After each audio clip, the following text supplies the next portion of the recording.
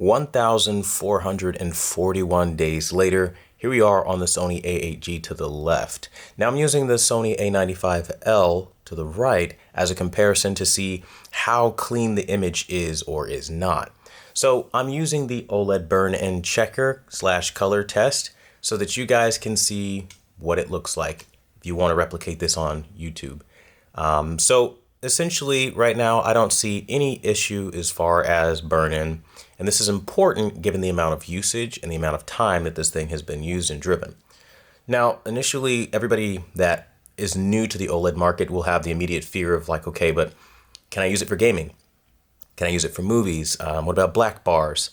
You're going to see that there are no kinds of issues whatsoever with burn-in. Not letterbox bars, not subtitles, not tiles burned in, nothing. And this has been used as a full-time TV for years.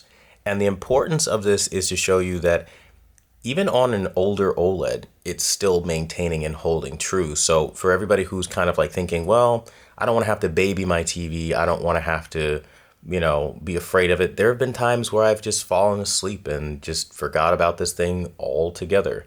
And it's completely fine. There is no burn-in.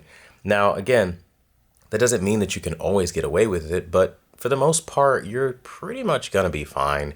It's really the people who, seriously abuse this, like use it as like maybe a fast food menu billboard, then yeah, okay, you're gonna have some problems. But as far as everyday usage, they're made for that. It's still a TV, and the more time that passes by, the more I get to see this.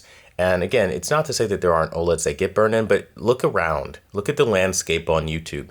If burn-in was truly as massive of a problem as it used to be back in like 2016, we'd be seeing way more cases of burn-in by now that we just aren't seeing.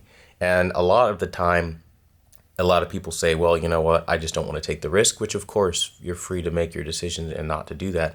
But I am just here to provide the information that, again, after 1,044 days of heavy usage, this thing is rocking damn solid. And I think that's something a lot of you guys would want to know and should know, because it's not necessarily something that is always represented when we talk about the OLED conversation.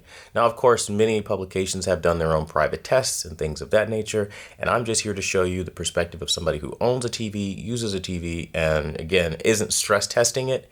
This is how it's holding up with the testament of time.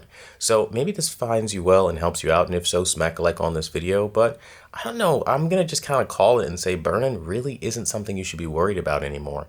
But let me know what you think in the comments down below, and until the next video, I'll see you guys later.